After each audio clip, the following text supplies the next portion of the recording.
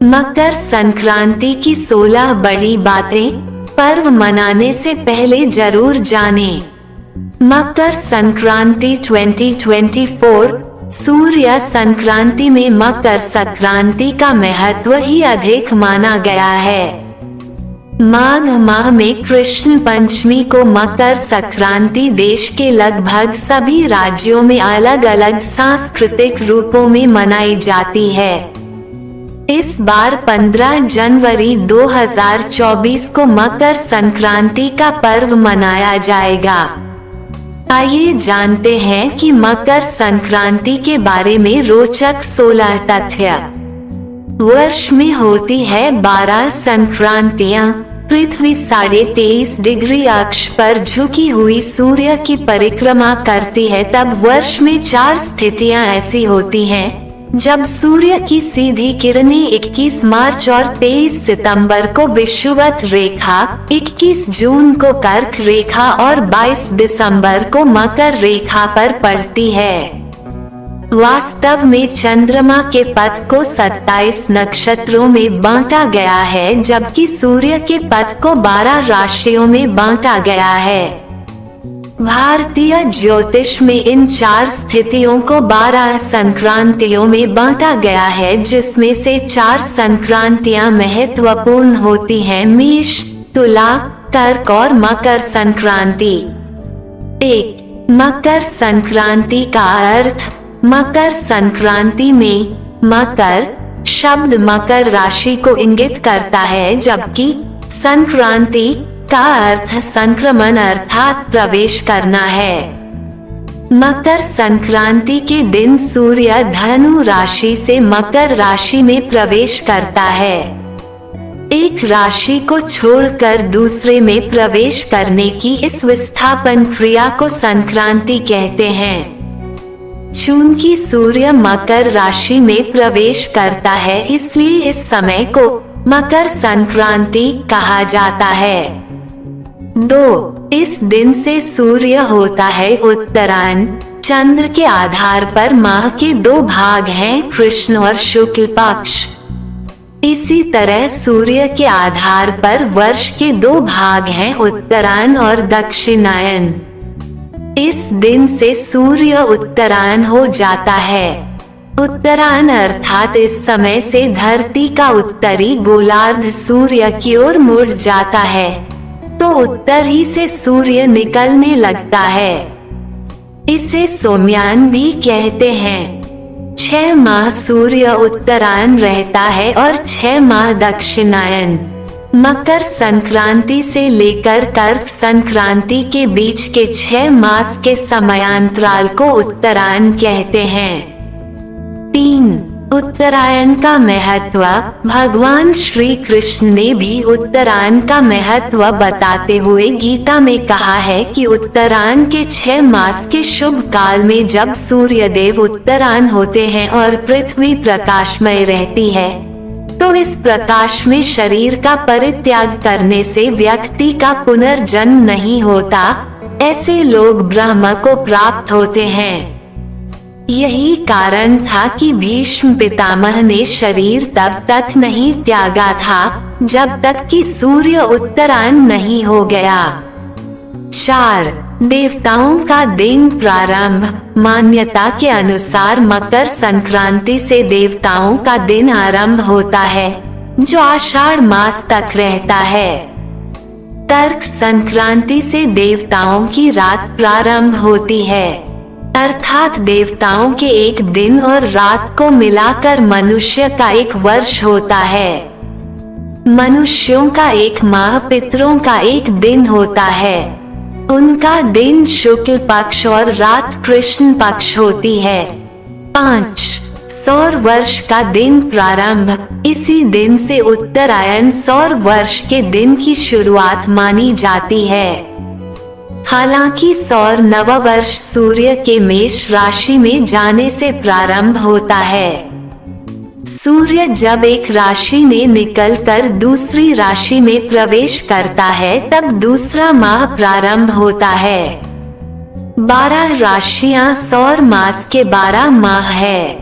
दरअसल हिंदू धर्म में कैलेंडर सूर्य, चंद्र और नक्षत्र पर आधारित है।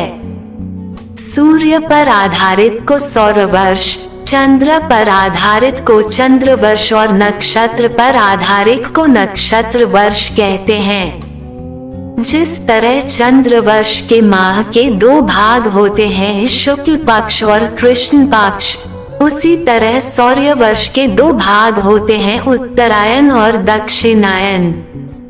सौर वर्ष का पहला माह मेष होता है, जबकि चंद्र वर्ष का पहला माह चैत्र होता है। नक्षत्र वर्ष का पहला माह चित्रा होता है। 6 वार युक्त संक्रांति। वर्ष में 12 संक्रांतियां होती हैं। 12 संक्रांतियां 7 प्रकार की 7 नामों वाली हैं, जो किसी सप्ताह के दिन या किसी विशिष्ट नक्षत्र के सम्मिलन के आधार पर उल्लिखित हैं। वे ये हैं मंदा, मंदाकिनी, ध्वांक्षी, घोरा, महोदरी, राक्षसी एवं मिश्रिता। घोरा रविवार, मेष या कर्क या मकर संक्रांति को, ध्वांक्षी सोमवार को, महोदरी मंगल को, मंदाकिनी बुध को, मंदा बृहस्पति को, मिश्रिता शुक्र को एवं राक्षसी शनि को होती है। कोई संक्रांति यथा मेष या कर्क आदि क्रम से मंदा, मंदाकिनी, ध्वांक्षी, घोरा, महोदरी, राक्षसी, मिश्रित कही जाती है, यदि वह क्रम से ध्रुव, मृदु, क्षिप्र, उग्र, चर, क्रूर या मिश्रित नक्षत्र से युक्त हो। 7 नक्षत्र युक्त संक्रांति। 27 या 28 नक्षत्र को 7 भागों में विभाजित है। ध्रुव या स्थिर, उत्तरा फाल्गुनी, उत्तराषाढ़ा, उत्तरा भाद्रपदा, रोहिणी, मृदु अनुराधा, चित्रा, रेवती, मृगशीर्ष, क्षिप्र या लघु हस्त, अश्विनी, पुष्य, अभिजित, उग्र पूर्वा फाल्गुनी, पूर्वाषाढ़ा, पूर्वा भाद्रपदा, भरणी, मघा, चर पुनर्वसु, श्रवण, धनिष्ठा, स्वाति, शतभिषक, क्रूर या तीक्ष्ण मूल, ज्येष्ठा, आर्द्रा, आश्लेषा, मिश्रित या मृदु तीक्ष्ण या साधारण, कृत्तिका, विशाखा। उक्त वार या नक्षत्रों से पता चलता है कि इस बार की संक्रांति कैसी रहेगी। 8 गंगा जी का सागर में मिलन। मकर संक्रांति के दिन ही गंगा जी भागीरथ के पीछे पीछे चलकर कपिल मुनि के आश्रम से होती हुई सागर में जाकर मिली थीं। महाराज भागीरथ ने अपने पूर्वजों के लिए इस दिन तर्पण किया था, इसलिए मकर संक्रांति पर गंगा सागर में मेला लगता है। 9 शनि के घर सूर्य देव। इसी दिन सूर्य अपने पुत्र शनि के घर 1 महीने के लिए जाते हैं, क्योंकि मकर राशि का स्वामी शनि है। 10 देवासुर संग्राम की समाप्ति। इस दिन भगवान विष्णु ने असुरों का अंत करके युद्ध समाप्ति की घोषणा की थी। उन्होंने सभी असुरों के सिरों को मंदार पर्वत में दबा दिया था। इसलिए ये दिन बुराइयों और नकारात्मकता को खत्म करने का दिन भी माना जाता है। 11 फसलें लहलहाने लगती हैं। इस दिन से वसंत ऋतु की भी शुरुआत होती है और यह पर्व संपूर्ण अखंड भारत में फसलों के आगमन की खुशी के रूप में मनाया जाता है। खरीफ की फसलें कट चुकी होती हैं और खेतों में रबी की फसलें लहलहा रही होती हैं। खेत में सरसों के फूल मनमोहक लगते हैं। 12 दिन के बढ़ने की शुरुआत। कहते हैं कि इसी दिन से दिन के बड़े और वातावरण में धीरे धीरे तापमान के बढ़ने की शुरुआत होती है। कहते हैं कि 1 तिल तापमान रोज बढ़ता है। 13 संपूर्ण भारत का पर्व। मकर संक्रांति के इस पर्व को भारत के अलग अलग राज्यों में वहां के स्थानीय तरीकों से मनाया जाता है। दक्षिण भारत में इस त्योहार को पोंगल के रूप में मनाया जाता है। उत्तर भारत में इसे लोहड़ी, खिचड़ी पर्व, पतंगोत्सव आदि कहा जाता है। मध्य भारत में इसे संक्रांति कहा जाता है। पूर्वोत्तर भारत में बिहू नाम से इस पर्व को मनाया जाता है। 14.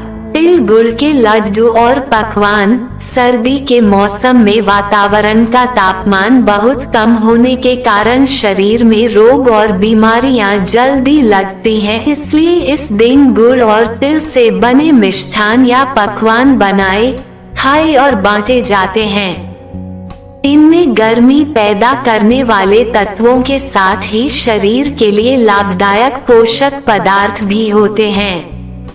उत्तर भारत में इस दिन खिचड़ी का भोग लगाया जाता है। गुड़, तिल, रेवड़ी, गज्जक का प्रसाद बांटा जाता है। 15. स्नान, दान, पुण्य और पूजा। माना जाता है कि इस दिन सूर्य अपने पुत्र शनिदेव से नाराजगी त्याग कर उनके घर गए थे, इसलिए इस दिन पवित्र नदी में स्नान, दान, पूजा आदि करने से पुण्य 1000 गुना हो जाता है। इस दिन गंगा सागर में मेला भी लगता है। इसी दिन मलमास भी समाप्त होने तथा शुभ माह प्रारंभ होने के कारण लोग दान पुण्य से अच्छी शुरुआत करते हैं। इस दिन को सुख और समृद्धि का माना जाता है। 16. पतंग महोत्सव का पर्व। ये पर्व पतंग महोत्सव के नाम से भी जाना जाता है। पतंग उड़ाने के पीछे मुख्य कारण है कुछ घंटे सूर्य के प्रकाश में बिताना। ये समय सर्दी का होता है और इस मौसम में सुबह का सूर्य प्रकाश शरीर के लिए स्वास्थ्यवर्धक और त्वचा व हड्डियों के लिए अत्यंत लाभदायक होता है। अतः उत्सव के साथ ही सेहत का भी लाभ मिलता है। वीडियो अच्छी लगी हो तो लाइक और चैनल को सब्सक्राइब जरूर करें। धन्यवाद।